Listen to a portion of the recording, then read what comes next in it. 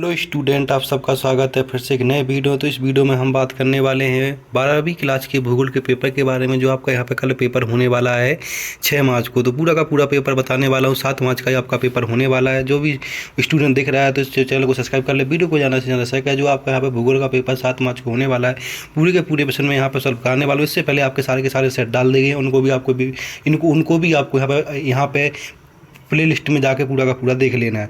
तो सारे के सारे क्वेश्चन सॉल्व कराने वाला, बस वीडियो में आपको यहाँ पे बना रहना। अगर चैनल पर पहले चैनल को सब्सक्राइब कर ले, वीडियो को ज़्यादा से ज़्यादा शेयर करें।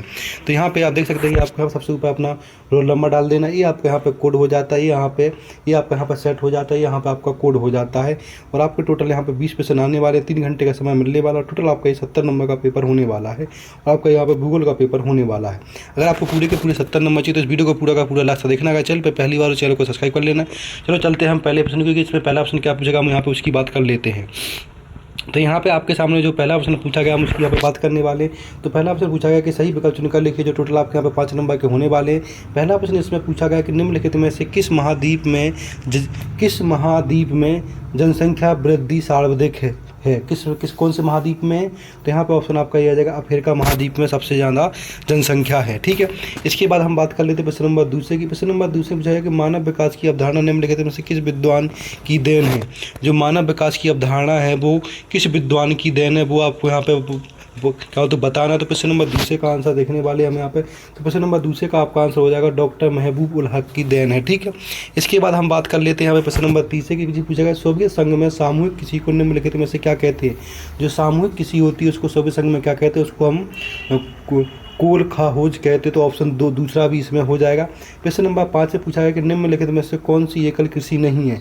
कौन सी एकल कृषि नहीं है वो आपको यहाँ पे बता दें, तो वो आपकी मिश्रण कृषि एकल कृषि नहीं है। तो ऑप्शन यहाँ पर दूसरा इसका भी हो जाएगा। इस तरह से मैं सारे के सारे प्रश्न करूँगा, वीडियो में आपको यहाँ पे पूरा का पूरा बना रहना है।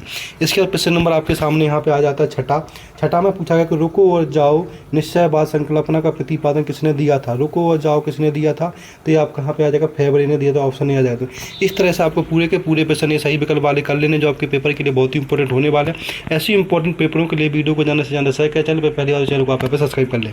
अब हम बात कर लेते हैं यहाँ पे प्रश्न नंबर दूसरे की। प्रश्न नंबर दूसरे में पूछा गया कि रिक्त स्थानों की पूर्ति कीजिए, जो टोटल आपके यहाँ पे 6 नंबर के पूछे जाने वाले।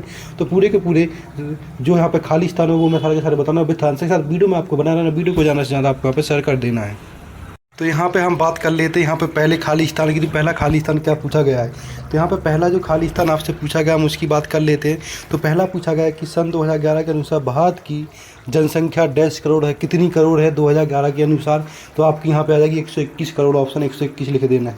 दूसरा पूछा गया कि मानव भूगोल आज तक पृथ्वी और क्रियाशील देश के मध्य परिवर्तनशील संबंधों का अध्ययन करता है।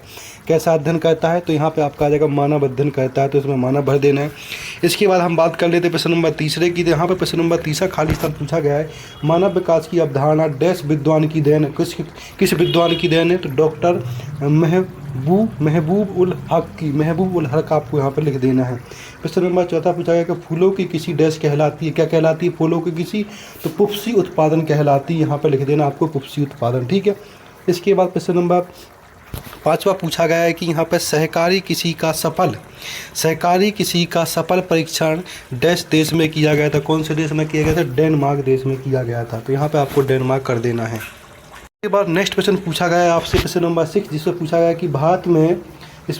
कि भारत में विशालतम भाषाई समूह है कौन है। तो यहाँ पे भारतीय आर्य है। तो यहाँ पे भारतीय आर्य।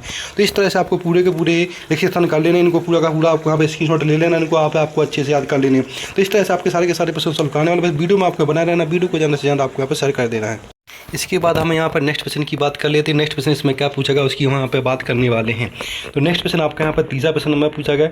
तीसरे में पूछा गया कि सही जोड़ी मिलाकर लिखिए, जो टोटल आपकी यहाँ पे 5 नंबर की होने जा रही है। तो पूरी की पूरी मैचिंग में आपको यहाँ पे मैच कराने वाले हूँ, बस वीडियो में आपको यहाँ पे बना रहना है। तो पहला ऑप्शन पूछा गया कि सांस्कृतिक नगर क्या है। तो सांस्कृतिक नगर को आपको यहाँ पे मिला देना, वाराणसी आ जाएगा। दूसरा है कि कहवा आपका कहाँ आ जाएगा, बावाला। कहवा आपका आ जाएगा रोपड़ किसी है। कहवा क्या है, रोपड़ किसी है। तीसरा है कि भारत की प्रथम संपूर्ण जनगणना कब हुई, तो वो आपकी यहाँ पे हुई थी 1881 में। तो ऑप्शन यहाँ पे तीसरा आ जाएगा। प्रश्न नंबर चौथा पूछा गया है आपसे यहाँ पे कि भारत का जनसंख्या घनत्व कितना है। तो 382 प्रति व्यक्ति वर्ग किलोमीटर है। इसके बाद ई वाला पूछा गया कि यहाँ पे खनन नगर क्या है, तो यहाँ पे आपका आ जाएगा झारिया, तो यहाँ पे आपको झारिया कर देना। इस तरह से आपको पूरी की पूरी मैचिंग मिला लेनी जो आपके पेपर की दृष्टि से बहुत ही इंपॉर्टेंट है होने वाली है। अब हम बात कर लेते हैं यहाँ पर नेक्स्ट क्वेश्चन की, तो इंग्लिश स्टूडेंट वाले भी पूरा का पूरा यहाँ पर पेपर देख रहे हैं जो आपके पेपर की दृष्टि से बहुत ही इंपॉर्टेंट होने वाला है।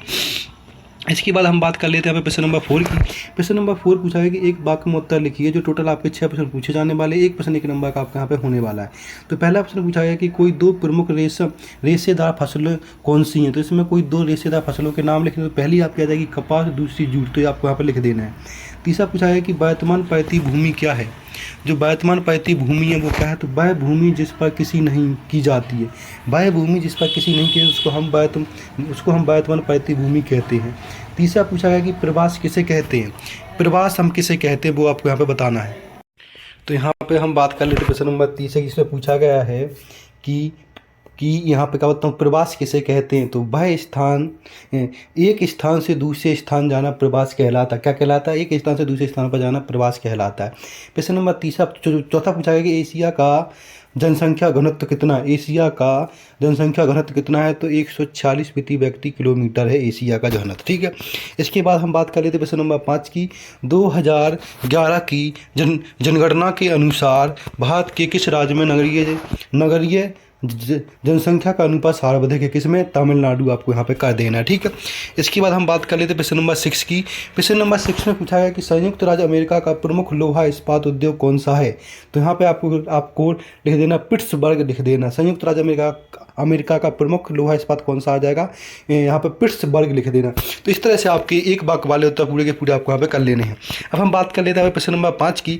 प्रश्न नंबर 5 में पूछा गया कि सत्य असत्य लिखिए, जो टोटल आपके यहाँ पे 6 नंबर के पूछे जाने वाले, एक प्रश्न एक नंबर का आपको यहाँ पे होने वाला है। तो पहला प्रश्न पूछा गया कि गन्ना खनन फसल है, ये सत्य या असत्य, तो ये आपको यहाँ पर सत्य हो जाएगा। दूसरा पूछा गया कि जल अचक्रीय संसाधन है, तो ये आपके यहाँ पर गलत हो जाएगा। ठीक है। ऊपर वाला सत्य, नीचे वाला असत्य हो जाएगा। इसके बाद यहाँ पर देख सकते हैं आप दूसरा वाला आपको यहाँ पर पूरा का पूरा असत्य है। ठीक है, असत्य कर लेना है। इसके बाद हम बात कर लेते हैं यहाँ पे प्रश्न नंबर तीसरे की। तो प्रश्न नंबर तीसरा देख लेना है। प्रश्न नंबर तीसरा पूछा है कि अभ्रक को भूरा हीरा कहा जाता है, सही या गलत, ये आपका यहाँ पर असत्य हो जाएगा। ठीक है। चौथा पूछा है कि मुंबई भारत का सबसे बड़ा प्राकृतिक पतन है, ये आपको यहाँ पे सत्य हो जाएगा। इसके बाद प्रश्न नंबर 5 पूछा गया कि कोलकाता बंदरगाह कृष्णा नदी पर अवस्थित है, ये आपके यहाँ पे गलत हो जाएगा, असत्य।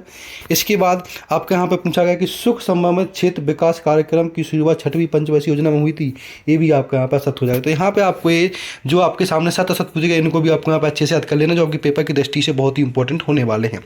अब हम बात कर लेते हैं यहाँ पे प्रश्न नंबर 6 की। जो आपके यहाँ पे प्रश्न नंबर 6 से स्टार्ट होने वाले हैं, वो आपके सामने 2 नंबर के प्रश्न पूछे जाने वाले हैं। इसमें 2 प्रश्न पूछे जाएंगे, 2 में से कोई एक प्रश्न आपको यहाँ पे करना है। तो प्रश्न नंबर 6 पूछा है कि नमामि गंगे स्वच्छतम कार्यक्रम के 2 उद्देश्य लिखिए। फिर 8वां पूछा है कि ध्वनि प्रदूषण की कोई 2 हानियां लिखिए। इन दोनों में से कोई प्रश्न कर लेना है आपको, तो आपके यहाँ पर 2 नंबर पक्के हो जाएंगे। ठीक है। इसके बाद हम बात कर लेते हैं प्रश्न नंबर 7 की। प्रश्न नंबर 7 में पूछा है कि संभाववाद क्या है, इसके बारे में लिखिए। या फिर 8वां में पूछा गया कि पर्यावरण निश्चयवाद क्या है, इसके बारे में लिख देना आपको। प्रश्न नंबर 8 में पूछा गया कि जनसंख्या परिवर्तन के घटक कौन कौन से, इन सब के आंसर आपको पीडीएफ के माध्यम से मिलने वाले। वीडियो का पूरा लास्ट देखना है, लास्ट में आपको इन सब के आंसर बता दिए जाएंगे। तो पूरा का पूरा वीडियो आपको पूरा का पूरा एंड तक देखते रहना, सारे प्रश्नों का आंसर आपको इसमें मिलने वाला है। इसके बाद प्रश्न नंबर 8 का 8वां वाला प्रश्न देखेंगे, जिसमें पूछा गया है कि प्रवास के कोई 4 प्रतीक कौन कौन से, वो आपको यहाँ पे बता देने हैं। इसके बाद प्रश्न नंबर 9 की बात कर लेते हैं। प्रश्न नंबर 9 में पूछा गया है कि उत्प्रवासी किसे कहते हैं, इसके बारे में बता दीजिए। या फिर 8वां वाला प्रश्न पूछा गया है आपसे कि यहाँ पे विश्व में उच्च जनसंख्या घनत्व के अनेक क्षेत्र हैं, ऐसा क्यों, इसके बारे में आपको यहाँ पे बता देना है। इसके बाद प्रश्न नंबर 10 की बात कर लेते हैं। प्रश्न नंबर 10 में पूछा गया है कि निर्वाह किसे कहते हैं, इसके बारे में लिखिए। 8वां वाला प्रश्न पूछा गया कि सहकारी किसे कहते हैं, इसके बारे में आपको यहाँ पे लिख देना है। ये दोनों के दोनों प्रश्न कर लेना, आपके दोनों में पूरे के पूरे यहाँ पे पक्के हो जाते हैं। इसके बाद प्रश्न नंबर 11 की बात कर लेते हैं। किसी सेक्टर में भारतीय श्रमिकों का सर्वाधिक अंश क्यों संकलन है, इसके बारे में बताइए। फिर 8वां वाला प्रश्न पूछा गया कि भारत में श्रमिकों को कौन कौन से 3 वर्गों में बांटा गया, इसके बारे में आपको यहाँ पे बता देना है, जो आपकी पेपर की दृष्टि से बहुत ही इंपॉर्टेंट होने वाले हैं। इसके बाद प्रश्न नंबर 12 की बात कर लेते हैं। प्रश्न नंबर 12 में पूछा गया कि गैरिसन